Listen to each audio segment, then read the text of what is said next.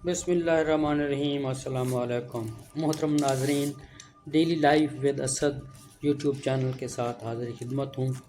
आज मैं ये दिखाने और बताने लगा हूँ कि थ्रेशर में गंदम जो हम आटा खाते हैं वो कैसे निकलती है, फसल काश्त करके इसको कैसे निकाला जाता है।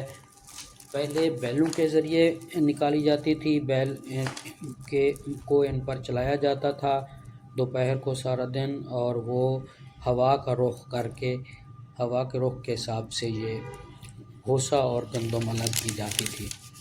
अब थ्रेशर आ गए हैं, कंबाइन हार्वेस्टर भी आ गए हैं, लेकिन पाकिस्तान में रिवायती तौर पर ये थ्रेशर भी है। थ्रेशर से, कंबाइन हार्वेस्टर से वो भूसा जो है वो नहीं मिलता, भूसा ज़ाय हो जाता है। या भूसा देखें, ये सामने भूसा निकल रहा है जो जानवरों के काम आएगा और सारा साल जानवर खाएंगे। और ये आहिस्ता आहिस्ता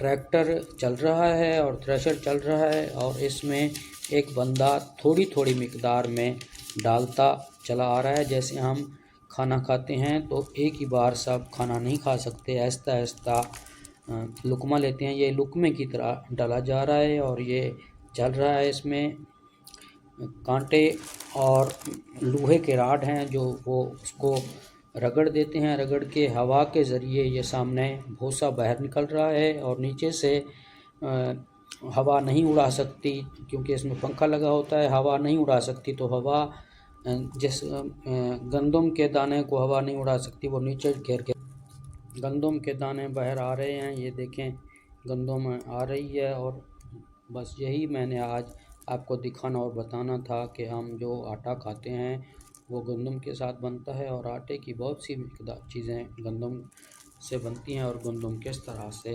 किसान आपके लिए तैयार करते हैं मशीनों के ज़रिए।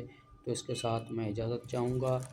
मेरी हौसला अफजाई के लिए मेहरबानी करके मेरा वीडियो लाइक कर दें और चैनल सब्सक्राइब करें, ताकि मैं मालूमाती वीडियो आपको पहुंचाता रहूं डेली लाइफ की। तो इजाज़त चाहूँगा। अल्लाह हाफ़िज़।